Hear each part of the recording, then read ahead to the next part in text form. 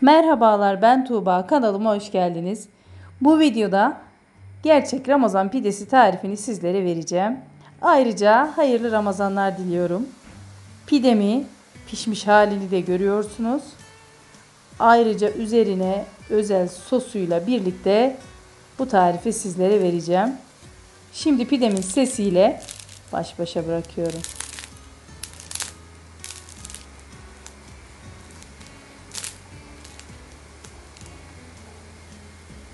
İçini de göstereceğim. Dışı çıtır çıtır, içi yumuşacık bir pide tarifi. Ve malzemelere geçiyorum.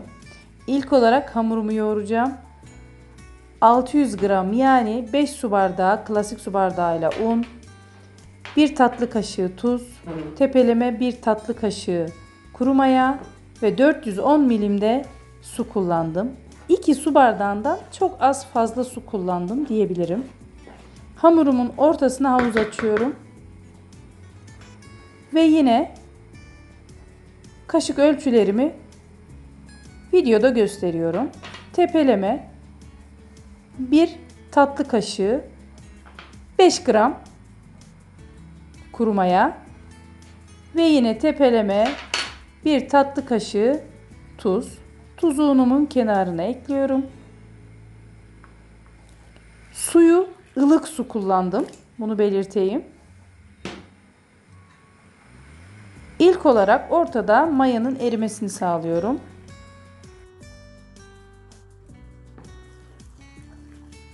Maya eridikten sonra diğer suyumun da tamamını döküp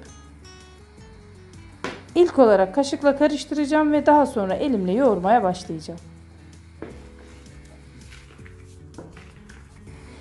Bu videomda pidemin üzerine farklı bir karışım hazırlayacağım. Ve bunu ilk defa deniyorum. Bunu da YouTube'da Sanal Fırın adlı bir ustanın kanalından aldım. Buradan da emeğine teşekkür ediyoruz bizlerle bu bilgiyi paylaştığı için. Ve pidelerimi ilk defa bu sosla deneyeceğim. Sizlere de denemenizi tavsiye ederim. Hamurumu bir 5 dakika yoğurdum.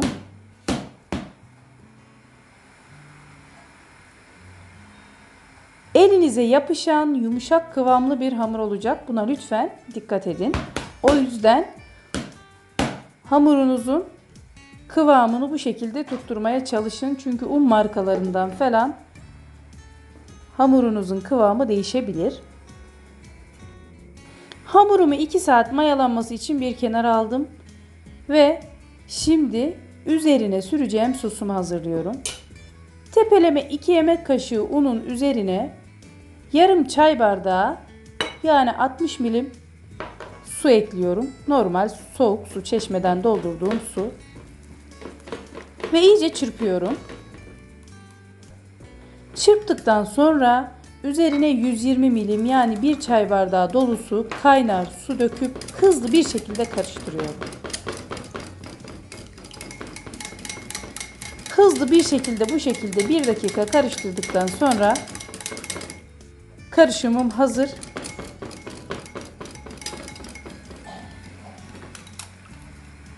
Karışımımı soğumaya bırakıyorum.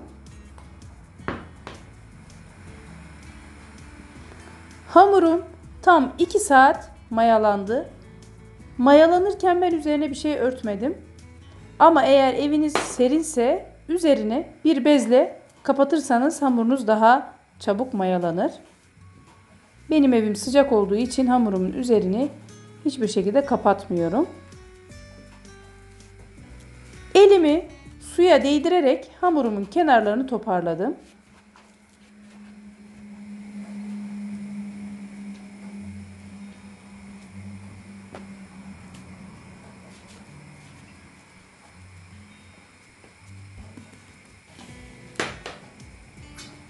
Yağlı kağıt serdiğim tepsime alıyorum.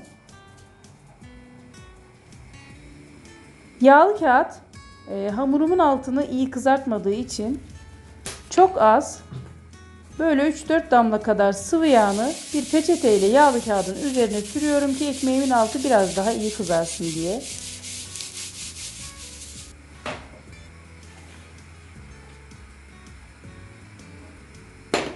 Ve yine elimi suya değdirerek hamurumu ortadan ikiye böleceğim.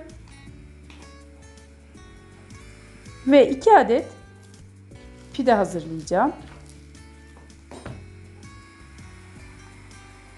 Hamurumun yarısını elime aldım ve böyle elimi suya değdirerek bir beze haline getirdim. Yağlı kağıt serdiğim tepsime koyuyorum.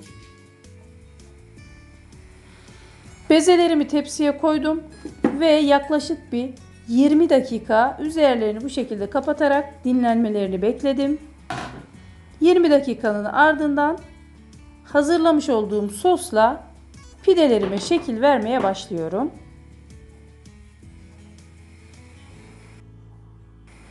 Sosa elimi iyice bandırdıktan sonra bezemin her yerine sürüyorum güzelce. Bolca sürün.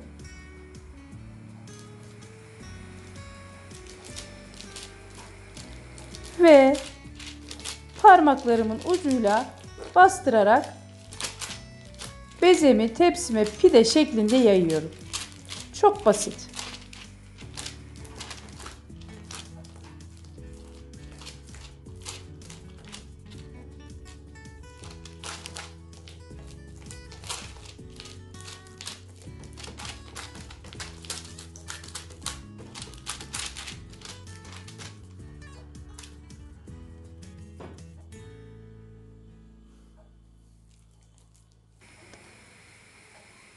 Sosundan iyice sürüyorum. Tırnaklarımın ucuyla iyice bastıra bastıra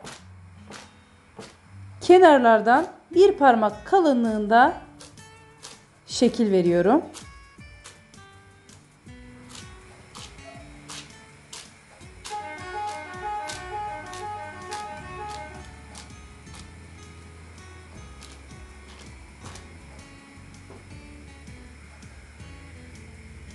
Ve şimdi yine tırnaklarımın ucuyla bastıra bastıra 2 parmak aralığında çizgiler bastırıyorum.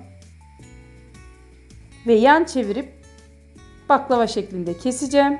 Yine tırnaklarımla. Ufak bir hatırlatma yapmak istiyorum yine. Lütfen videomu buraya kadar izleyenlerden desteklerini, yorumlarını beklediğimi hatırlatıyorum. Ve kanalıma abone değilseniz lütfen abone olursanız çok sevinirim. Ve hazırlamış olduğum pidemin üzerine susamla çörek otu atıyorum.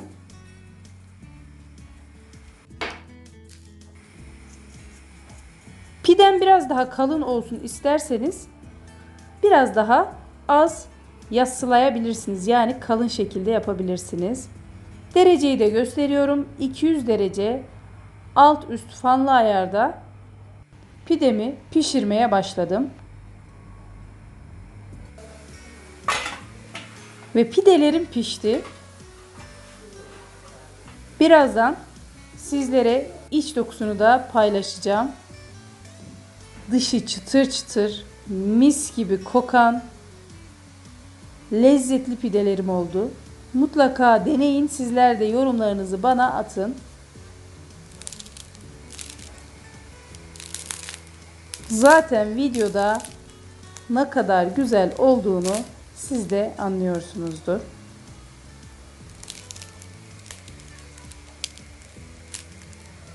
Yine güzel bir videonun sonuna geldik. Tekrar hayırlı Ramazanlar dilerim. Yeni güzel tariflerde buluşmak dileğiyle. Hoşça kalın, afiyetle kalın. Her şey gönlünüzce olsun.